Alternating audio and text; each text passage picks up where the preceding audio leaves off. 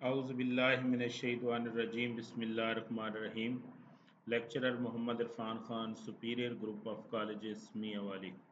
बच्चों, आज का चैप्टर नंबर 5 का हमारा सॉलिड का पोर्शन शुरू हो चुका है। तो आज हम सॉलिड और उसकी प्रॉपर्टीज़ को देखेंगे। तो हमारे पास सबसे पहले सॉलिड क्या होते हैं।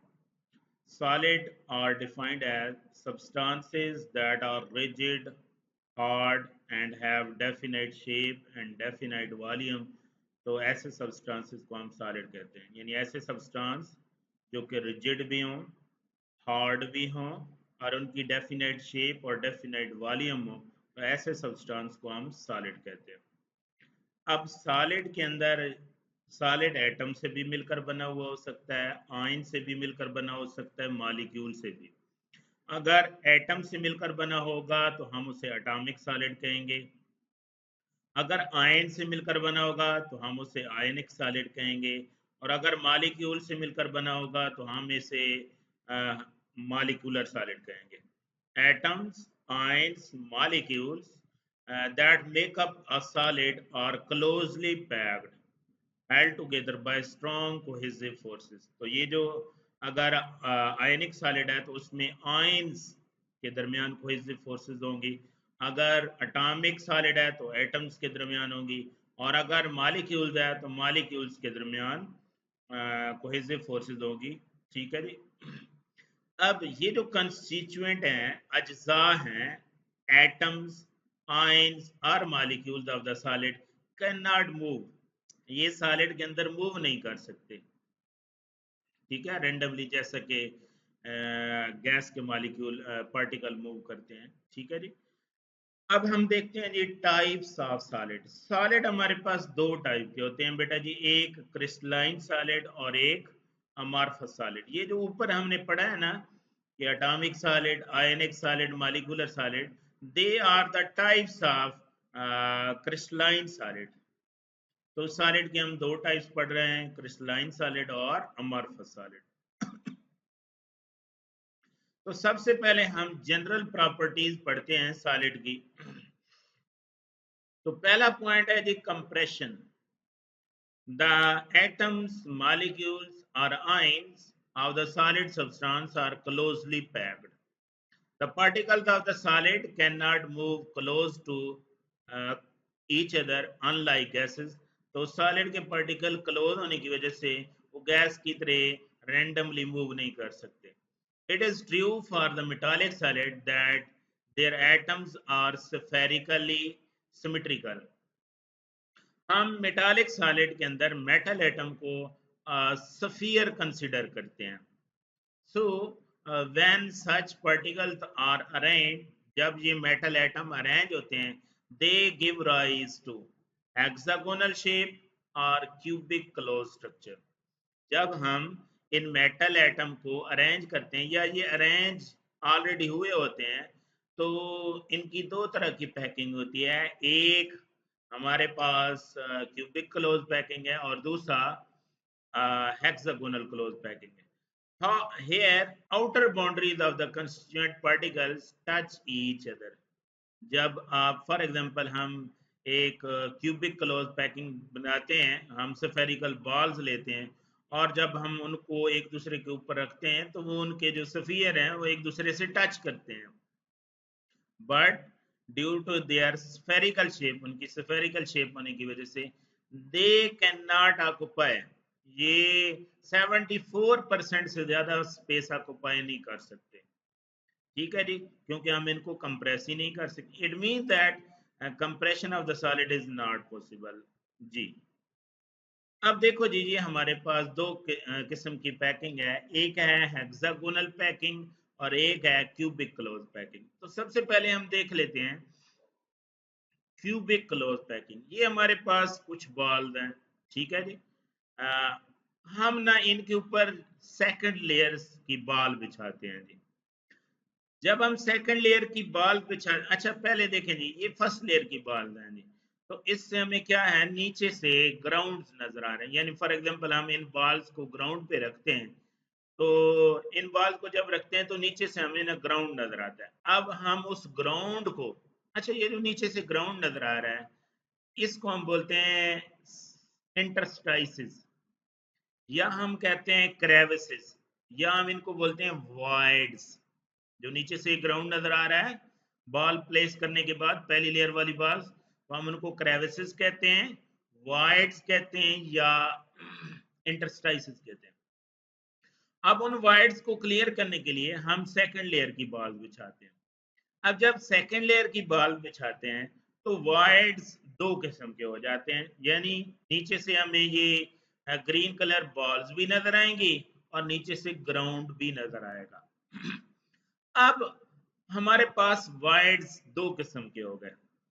अगर हम थर्ड लेयर की बॉल्स सेकंड लेयर की बॉल्स के ऊपर इस तरीके से प्लेस करें कि हमें नीचे से ग्राउंड नजर ना आए, नीचे से ग्राउंड नजर ना आए, तो हमें पहली लेयर वाली बॉल्स भी नजर आएंगी, दूसरी भी, और तीसरी तो ऑलरेडी ऊपर है। तो इस तरह की जो पैकिंग होगी वो ऐसे पैकिंग बनेगी जो कि हेक्सागोनल क्लोज पैकिंग होगी, जो कि क्या होगी, हेक्सागोनल क्लोज पैकिंग। ये आपको देखें जी, नीचे से पहली लेयर वाली बॉल नजर आ रही है, दूसरी वाली, और ये हमारे पास येलो तीसरी लेयर्स की बॉल्स होंगी। तो इससे आपको देखें जी, ये कौन सी शक्ल बनी है जी, ये हमारे पास क्यूबिक डायग्राम है जी, ठीक है जी। तो क्यूबिक शेप है जी, तो ऐसी पैकिंग को हम क्यूबिक क्लोज पैकिंग कहते हैं, या 1 2 3 पैकिंग भी कहते हैं, या एबीसी पैकिंग भी कहते हैं। अच्छा, हम इधर आ जाते हैं जी। ये हमारे पास येलो किस्म की बॉल्स हैं, फिर हमने इनको ग्राउंड पे प्लेस किया, तो नीचे से हमें एक किस्म के वर्ड्स नजर आ रहे हैं, यानी नीचे से हमें ग्राउंड नजर आ रहा है। अब हम सेकंड लेयर की बॉल्स को बिछाते हैं, तो हमारे पास फिर वर्ड्स दो किस्म के हो जाते हैं, यानी पहली लेयर वाली बॉल येलो बॉल्स नजर आ रही हैं, और नीचे से ग्राउंड भी नजर आ रहा है। अब अगर थर्ड लेयर को हम इस तरीके से प्लेस करें कि हमें नीचे से दूसरी लेयर वाली बॉल्स नजर ना आए, ठीक है जी, तो अब इस तरह से जो हमारे पास पैकिंग बनेगी, उससे जो शेप बनेगी वो हमारी होगी जी हेक्सागोनल क्लोज पैकिंग, ठीक है जी। हेक्सागोनल क्लोज पैकिंग में एबीसी आप देखो जी, पहली लेयर वाली बॉल्स नजर आएंगी, लेकिन दूसरी लेयर वाली बॉल्स नजर नहीं आएंगी, क्योंकि अब बेटा जी हमारे पास ये जो थर्ड लेयर की बॉल्स हैं, ये बिल्कुल सेकंड लेयर की बॉल्स के ऊपर आ जाएंगी। तो ऐसी पैकिंग को हम एबीसी पैकिंग या 1 2 पैकिंग कहते हैं। ये आपको दिखाया गया है जी, hexagonal close packing AB packing है, और इसको हम क्यूबिक क्लोज पैकिंग को एबीसी पैकिंग कहते हैं। ये आपको नजर आ रहा है जी, हेक्सागोनल, सॉरी ये क्यूबिक स्ट्रक्चर है और ये हेक्सागोनल स्ट्रक्चर है। और ये आपको ना ये वॉइड्स दिखाया गया है कि जब आप पहली लेयर वाली बॉल्स प्लेस करते हैं ना, तो आपके पास इस तरीके से नीचे से ग्राउंड नजर आने लग जाता है। अब हमारे पास है जी नेक्स्ट प्रॉपर्टी है एक्सपेंशन। तो सॉलिड जिस तरीके से सॉलिड कंप्रेस नहीं हो सकते, इनका एक्सपेंशन रेट भी कम होता है। The expansion is the property in which spaces between the constituent particles are increased. In the case of the solid, the forces of attraction are so strong that increase of temperature hardly affect their relative position. वही बात कि जब आप temperature increase करेंगे तो इतना ज़्यादा expansion नहीं होगी जी, क्योंकि पार्टिकल अपनी जगह पे फिक्स होते हैं due to strong forces of attraction. The particle in the solid have vibrational motion about their mean position. Fix होने की वजह से वो अपनी जगह पे वाइब्रेशनल मोशन करते हैं, ट्रांसलेशनल और रोटेशनल मोशन नहीं करते जी। Increase in temperature of the solid hardly increase their volume, यानी एक्सपेंशन नहीं होगी जी, बहुत कम होगी जी। No doubt there are parameter like, तो हम इनके लिए कुछ वर्ड यूज करते हैं जी, कोफिशिएंट ऑफ लीनियर और क्यूबिक एक्सपेंशन। या तो वो थोड़ा लीनियरली एक्सपेंड होगा तो उसके लिए हम कोफिशिएंट यूज करेंगे, कोफिशिएंट ऑफ लीनियर, या क्यूबिकली एक्सपेंड होगा। तो ये डिफरेंट सॉलिड पे डिपेंड करता है कि वो किस तरह एक्सपेंड होते हैं। But these are negligible as compare to liquid and gases, but their लेकिन इनकी जो एक्सपेंशन है, एक्सपेंशन का रेट है, वो लिक्विड और गैसेस की निस्बत कम होता है। नेक्स्ट बेटा जी, motion of particle in the solid, जैसा मैं बता चुका हूं कि इनके पार्टिकल फिक्स होते हैं, तो वो ना तो ट्रांसलेशनल मोशन कर सकते हैं ना रोटेशनल, बल्कि अपनी जगह पे फिक्स होते हैं। तो ये अपनी फिक्स पोजीशन पे ओनली वाइब्रेट कर सकते हैं अबाउट देयर मीन पोजीशन।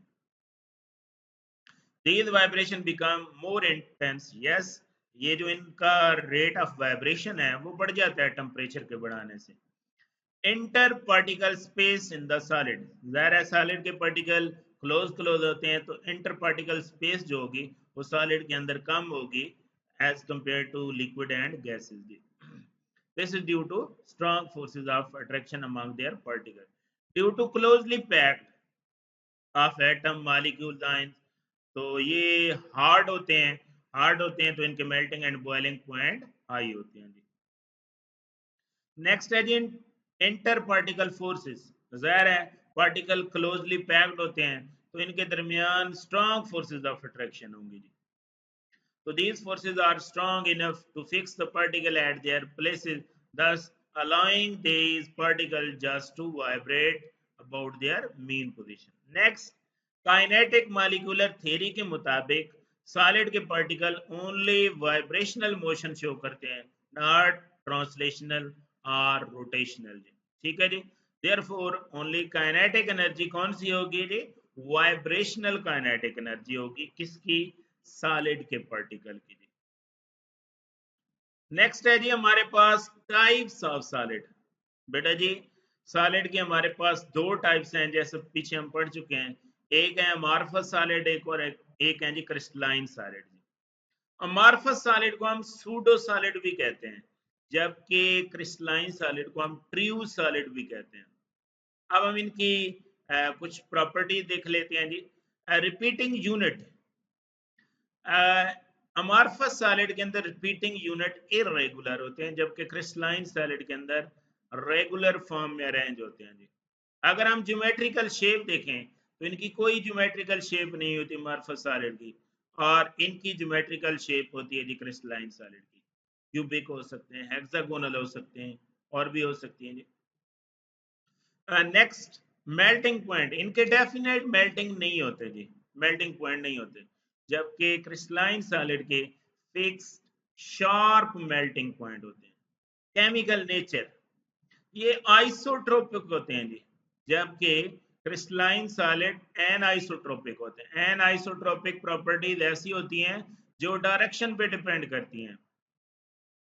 क्या है? जो डायरेक्शन पे, फॉर एग्जांपल एक माइका क्रिस्टल है, हम उसको एक लेयर्स के लॉन्ग कट कर सकते हैं और दूसरी लेयर्स के लॉन्ग कट नहीं कर सकते, तो ये इसके अंदर एनाइसोट्रोपिक प्रॉपर्टी है जी। ठीक है जी। तो cleavage of crystal is an anisotropic property, तो ये किसकी प्रॉपर्टीज होती हैं जी? क्रिस्टलाइन सॉलिड की। नेक्स्ट है जी इंटरमोलेकुलर फोर्सेस, नॉट इक्वली शेयर्ड, यानी हर जगह एक जैसी नहीं होती, लेकिन इनमें इंटरमोलेकुलर फोर्सेस एक जैसी होती हैं जी। फिजिकल नेचर देखें तो इनको हम सूडो सॉलिड कहते हैं। सूडो का मतलब होता है मुनाफिक, ऊपर से और, नीचे से, अंदर से और जी। तो ट्रू सॉलिड, हम इनको ट्रू सॉलिड कहते हैं जी। ऑर्डर ऑफ सिमेट्री, इनके अंदर कोई खास सिमेट्री नहीं होती, लेकिन इनके अंदर पार्टिकल सिमेट्रिकल फॉर्म में अरेंज्ड होते हैं जी। रिजिडिटी, ये लेस रिजिड होते हैं और ये मोर रिजिड होते हैं जी। रेंज ऑफ ऑर्डर्ड मॉलिक्यूल, इनके अंदर शॉर्ट रेंज ऑर्डर एग्जिस्ट करता है। ठीक है जी। और अमॉर्फस सॉलिड के अंदर वो शॉर्ट रेंज, वो एरिया जहां पे शॉर्ट रेंज ऑर्डर एग्जिस्ट करता है, उस पार्ट को हम क्रिस्टलाइट कहते हैं। अमॉर्फस सॉलिड के अंदर वो रीजन जहाँ शॉर्ट रेंज ऑर्डर एग्जिस्ट करता है उसको हम क्रिस्टलाइट कहते हैं जी। और क्रिस्टलाइन सॉलिड के अंदर लॉन्ग रेंज ऑर्डर होता है जी। और इसकी एग्जांपल है जी ग्लास, वैक्स, प्लास्टिक। जबकि क्रिस्टलाइन सॉलिड की एग्जांपल है डायमंड, मेटल्स, टेबल सॉल्ट। ठीक है जी। तो ये सारी की सारी एग्जांपल क्रिस्टलाइन सॉलिड की हैं और ये अमॉर्फस सॉलिड की हैं जी। उम्मीद है आज का लेक्चर आपको समझ आ गया होगा। ये आपको कुछ डायग्राम दिखाई गई।